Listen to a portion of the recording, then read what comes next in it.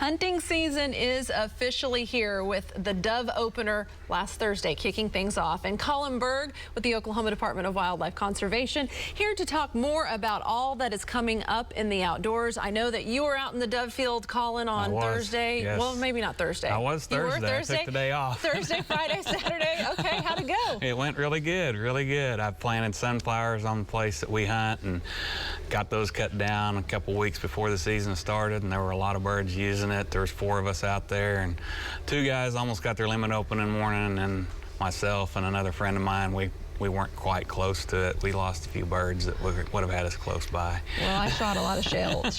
That's what dove hunting's about. But we had dove poppers here yesterday. I shared it with some of the guys, and they're probably saying you need to go get some more. Yeah, I think everybody liked them. All right, well, let's talk about what's coming up next. We got Canada geese hunting. That's right. Our local birds that we've got around here that are in the parks and at all the major reservoirs that are resident. Canada geese season is an early season that we have that opens up here this weekend. It's a great opportunity. You can harvest up to 8 birds.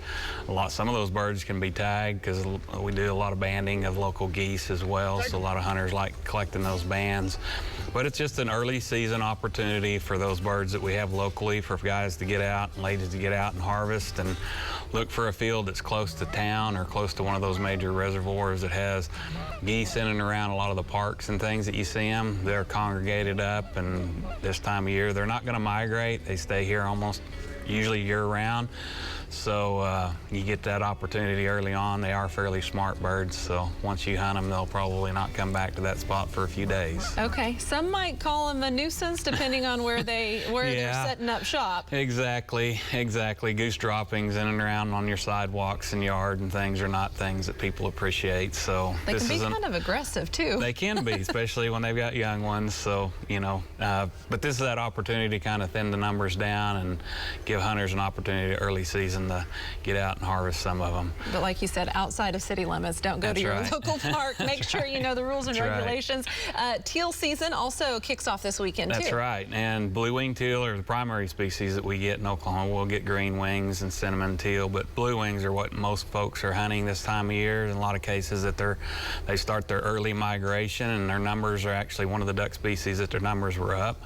So it's a fun opportunity to get out. If you thought doves were hard to hit, hitting a teal. I've got some practice behind me now, though.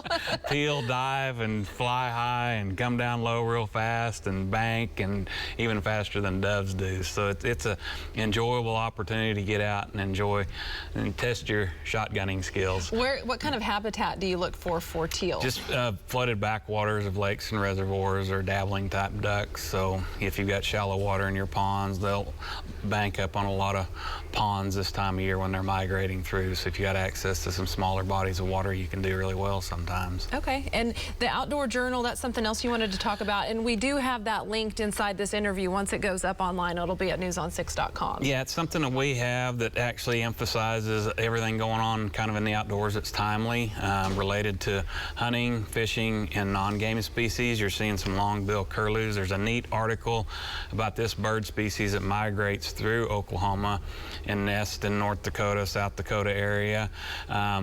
If you read that article, you'll see that one of the females, I think it was, that took off, I think it was late June, she migrated 1,500 miles in just one nonstop trip. Wow.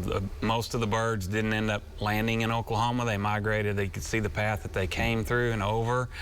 But it's a neat bird species. I see them different times of the year migrating back through in the spring as well, that you'll see them here in Oklahoma, up on upland areas in a lot of cases, but you'll see them out on the wetland sites.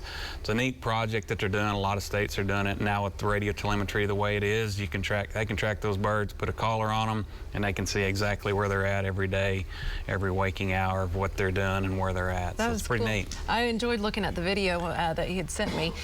Okay, fall fishing. We're at the end of summer, but you can still go fishing. A lot of people that are hunters, they quit fishing. And man, fishing this time of year heats back up just like early springtime. All the species, bass, crappie, catfish, it becomes really good in the fall. They start putting on the feed wagon, all the minnows and smaller species, shad that they've got to feed on.